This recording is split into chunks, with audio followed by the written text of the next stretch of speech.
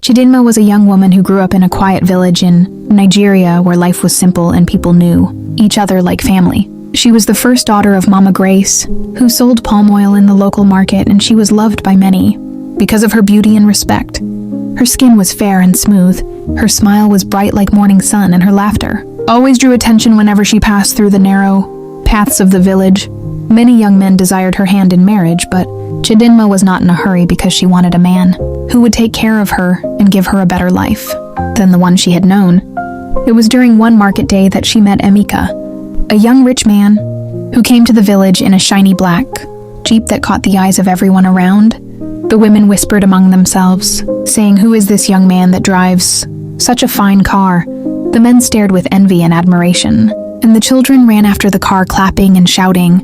When Emeka stepped out of the car, he was wearing an English outfit that made him look handsome and smart. He walked with confidence, and his smile revealed a set of white teeth that made many village girls blush. Chidinma was at her mother's stall arranging bottles of palm oil when Emeka approached and greeted Mama Grace politely. He then looked at Chidinma with admiration, and his eyes stayed on her for long. From that day, Emeka started visiting the village more often, and it was not long before he began to shower Chidinma with gifts like expensive clothes, perfumes, and even a smartphone. The whole village started talking, saying Chidinma was lucky because she had found a rich man who would change her life. Even Mama Grace was happy because she thought her daughter had found a good future. Little did they know that behind Emeka's wealth was a dark secret that no one in the village could have imagined. He was not just a businessman as he claimed, but a ritualist who sacrificed people to maintain his wealth, yet he covered his evil with charm. Soft words and generous gifts that made people trust him without question. Chidinma fell deeper in love with him and believed she had found the man of her dreams. As time passed, Emeka began to ask Chidinma to visit him in his mansion, which was built at the edge of the village road near the forest. The house was big, with tall gates and high walls painted cream with black designs. Villagers always wondered how a young man like him could build such a house, but nobody dared to ask because he was known to be generous and sometimes gave money to elders during village meetings. Chidinma was excited to be invited, and she told her younger sister Ngozi, who was just 16. Ngozi laughed and teased her, saying, "Sister, you are truly blessed. Maybe this man will marry you and take us all out of this poor life." On the day of her first visit, Chidinma dressed in a two-piece that Emeka had bought for her. She wore small earrings and perfume, and she looked beautiful. When she arrived at the mansion, Emeka welcomed her with a warm smile and served her food and wine. The house was filled with expensive furniture, shiny tiles, and large pictures on the wall. Chidinma was impressed, and her heart was filled with joy, thinking this is truly the life she had dreamed of. But as the night came, Emeka became strange. His voice turned deeper, and he spoke with words she could not understand. He told her he had a surprise for her and led her into a dark room lit with red candles. Fear rose in her heart, but she trusted him and followed. In the middle of the room was a large box covered with a cloth, and strange marks were drawn on the floor. Emeka told her to sit on a mat and promised that after this night, their love would grow stronger. Chidinma was confused, but obeyed because of the trust she had in him. Suddenly, Emeka removed the cloth from the box, and a live snake crawled out, hissing and moving towards her. She screamed in terror, but Emeka held her down and whispered that she should not be afraid. Chidinma cried and begged to leave, but Emeka ignored her. He commanded the snake in a language she did not know, and the snake obeyed like it understood him. It moved close to her body, and she felt cold fear like never before. Her heart raced and her spirit trembled. She realized at that moment that Emeka was not the man she thought he was. He was a man of darkness, a ritualist who had trapped her in his evil game. Chidinma could not believe what was happening to her. That night in Emeka's mansion, the once sweet and gentle man she loved was now holding her down, while the snake slithered closer, its tongue flicking in and out of her lady part, as if tasting the air. She cried bitterly and struggled, but Emeka's strength was too much for her. He kept chanting in a strange voice while pressing her shoulders to the mat. Fear gripped her heart as she remembered the warnings of old women in the village, who always said some rich men used dark powers to gain wealth. She had never believed such stories until that moment. The snake touched her leg, and she shivered from head to toe. Emeka smiled wickedly and told her to stay calm. But nothing could calm her soul as she felt that something evil was about to happen. She prayed silently in her heart, calling on God to save her. Yet the room was filled with such darkness that her prayers seemed swallowed by the air. She thought of her mother, Mama Grace, and her sister Ngozi.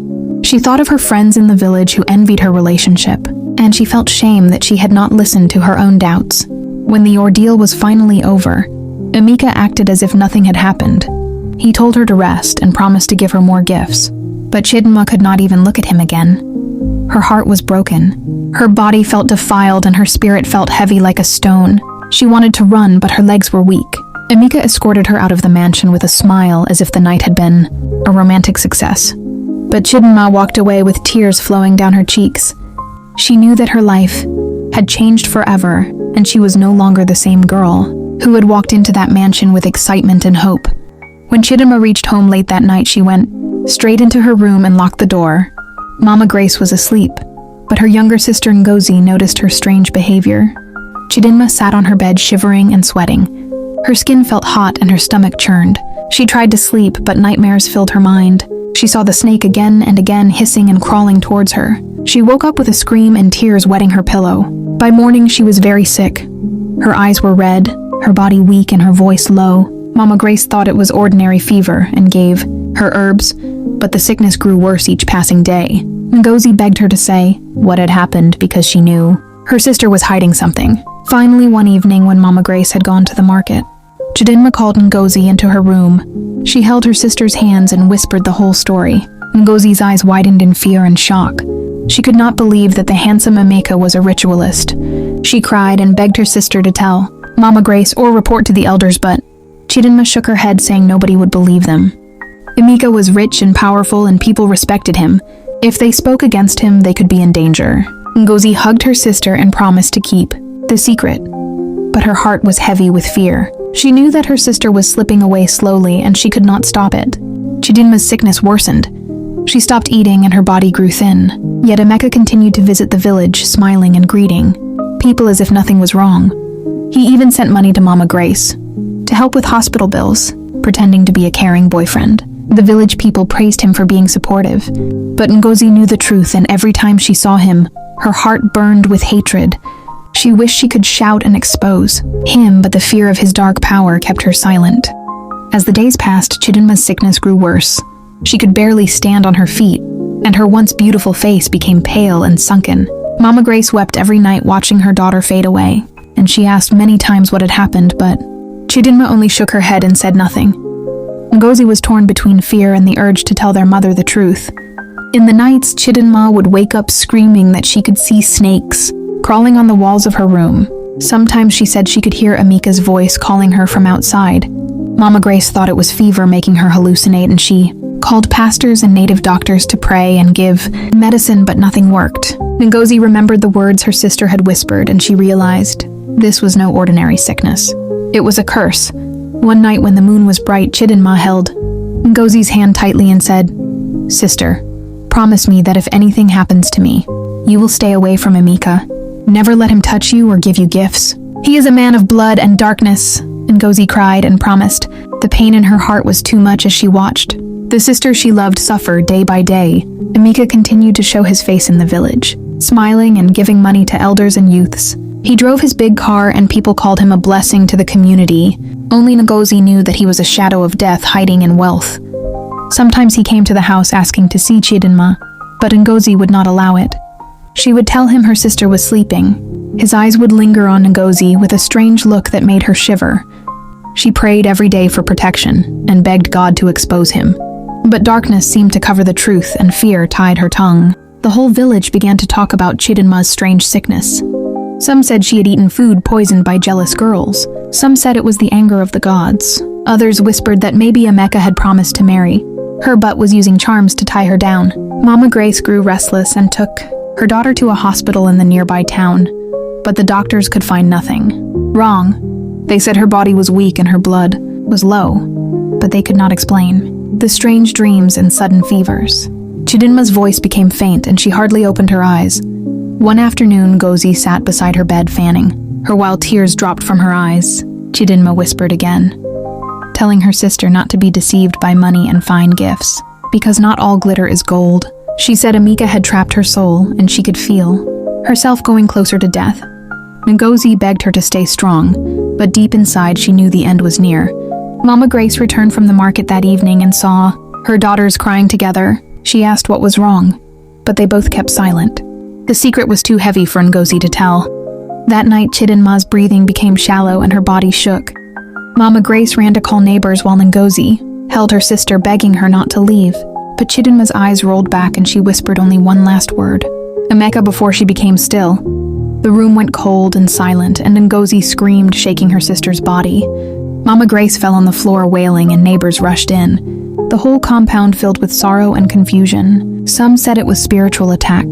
Some said it was sickness. But Ngozi knew the truth, and her heart burned with anger and helplessness as she watched the lifeless body of her sister lying on the bed. The news of Chidinma's death spread across the village like wildfire. Women gathered at Mama Grace's compound, wailing and beating their chests. Men shook their heads in pity and children whispered in fear. Mama Grace tore her wrapper and rolled on the ground shouting, "My daughter, my daughter." It was a sight that broke hearts. The elders came to console her and promised to give her support during the burial. Emeka also appeared at the compound dressed in black with dark glasses. He carried envelopes of money and gave them to the family, saying he wanted to support the burial of the woman he loved. Many people praised him for being kind and loyal even in sorrow, but Ngozi stood in one corner watching him with eyes full of fire. She knew he was the reason her sister was in the grave, and his pretense made her stomach turn. Emeka even shed fake tears and sat with Mama Grace comforting her. The women of the village whispered that Chidinma was truly blessed to have found such a caring man, who even in her death stood by the family. But Ngozi wanted to scream and expose him, yet the fear of his power and the memory of Chidinma's warning kept her quiet. The day of the burial came and the whole village gathered. Drummers beat softly, the choir sang hymns, and Mama Grace fainted many times as she watched her daughter being lowered into the ground. Ngozi held her mother tightly, while her own tears poured endlessly. She whispered to herself that this was not the end, that one day the truth would come out. Emeka stood near the grave, dropping flowers and shaking hands with the elders, his face calm and respectful but deep inside. Ngozi could almost feel his darkness laughing. That night after the burial, when the compound was quiet and only few mourners remained, Ngozi sat alone under the moonlight. She stared at the fresh grave of her sister and swore in her heart that she would not rest until Emeka paid for what he had done. After the burial, life slowly returned to normal in the village, but for Mama Grace and Ngozi, nothing was the same. Mama Grace spent her days crying and refused to eat sometimes.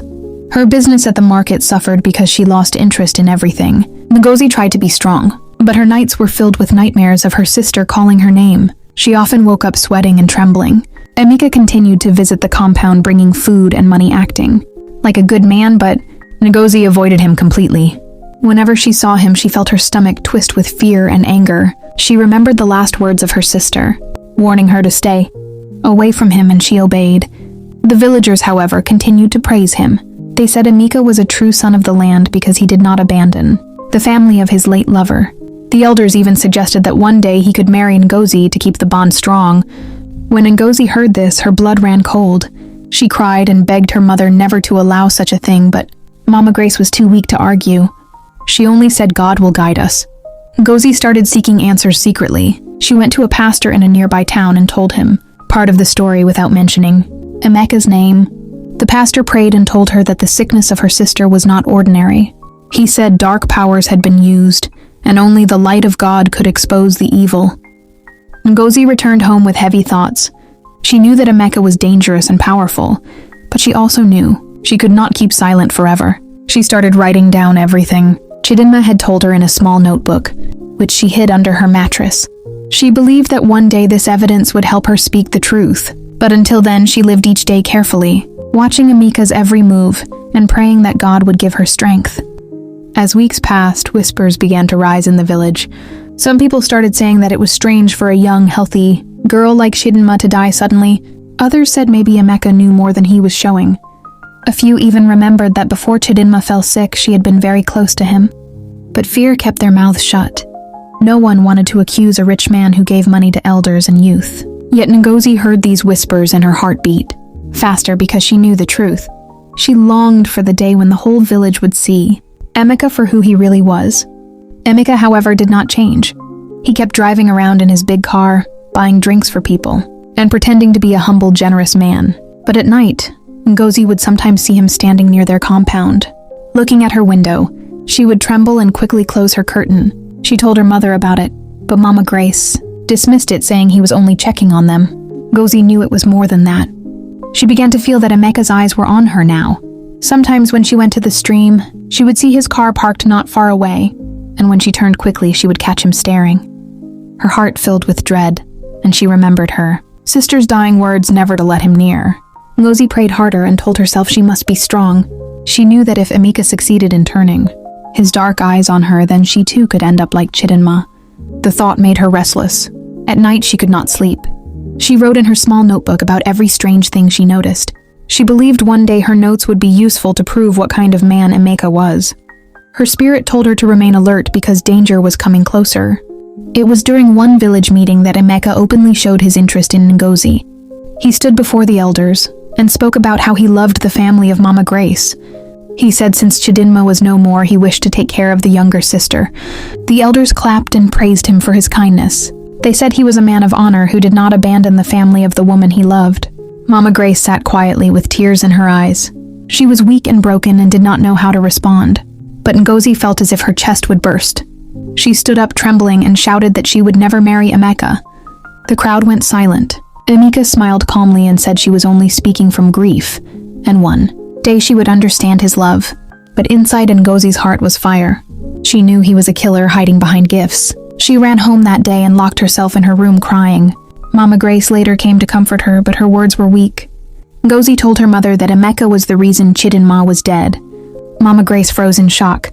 She looked at Ngozi with wide eyes, but Ngozi could not speak more. Fear gripped her, and she only cried, saying one day the truth will come out. Mama Grace held her but did not press further.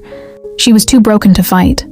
From that day, Emeka began to pressure Ngozi more, sending her gifts, asking her to visit his mansion, offering money for her school. But Ngozi refused everything. She became more determined to resist him. She also decided to seek deeper help.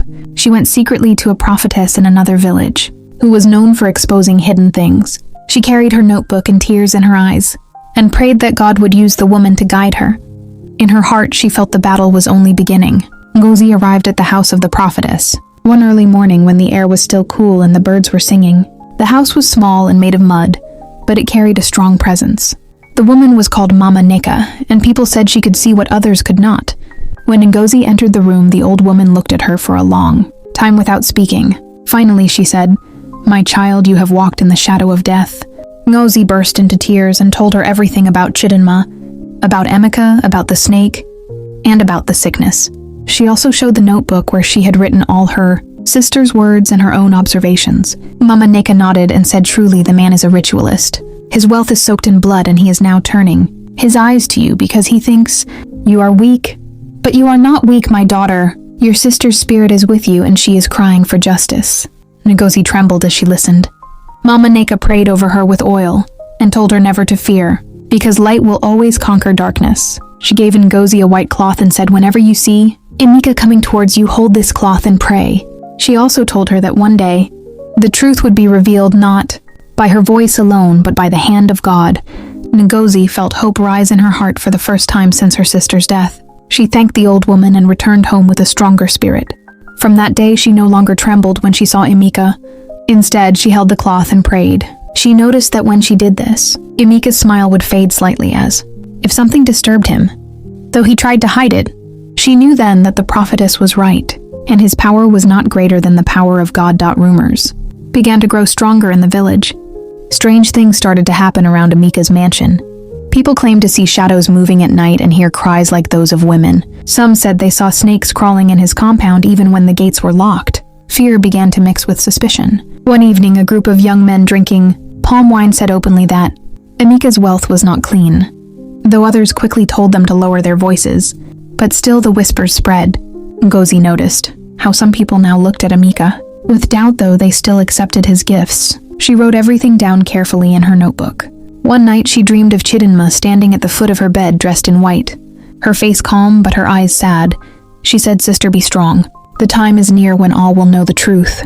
Ngozi woke with tears on her face but also courage in her heart. The next day, Emeka came again, pretending to check on the family. He smiled and handed Mama Grace an envelope of money. But when he turned his eyes to Ngozi, she raised the white cloth silently and prayed, Emeka's face twitched, and his hand trembled slightly before he forced another smile. Ngozi saw it clearly, and her faith grew. She knew his mask was beginning to crack. Mama Grace was confused by her daughter's behavior, but she was too tired to ask questions. The village was watching, and Ngozi was waiting, and Emeka was beginning to lose the power of his charm over everyone. The day of reckoning came sooner than anyone expected.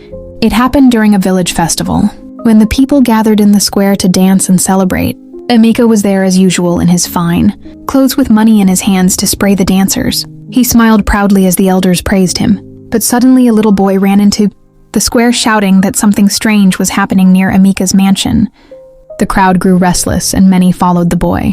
When they arrived at the gate, they saw thick smoke rising, though there was no fire. Strange cries echoed from within. The bravest young men pushed the gate open, and what they saw made their hearts freeze. Inside the compound were snakes crawling in every corner, some as big as yams and some small. And in the middle of the yard stood a pot filled with red liquid that bubbled like boiling palm oil. The people gasped and shouted abomination. Emeka tried to explain, but his voice shook.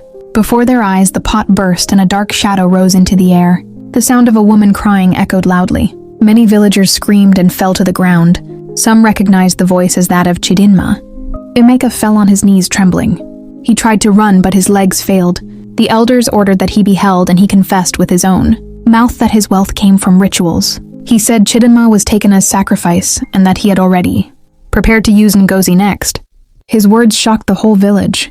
Mama Grace fainted and was carried aside. Ngozi stood frozen with tears in her eyes. The truth had finally come out, just as the prophetess had said. The people tied Emeka and dragged him to the shrine of the land, where the chief priest declared that his soul would face judgment for his evil.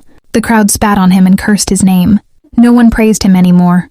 The mask of goodness he had worn for so long was torn away before all eyes. After that day, peace slowly returned to the village, though the memory of the horror lingered. Mama Grace cried for her daughter, but she also thanked God that the truth was revealed before another child was taken.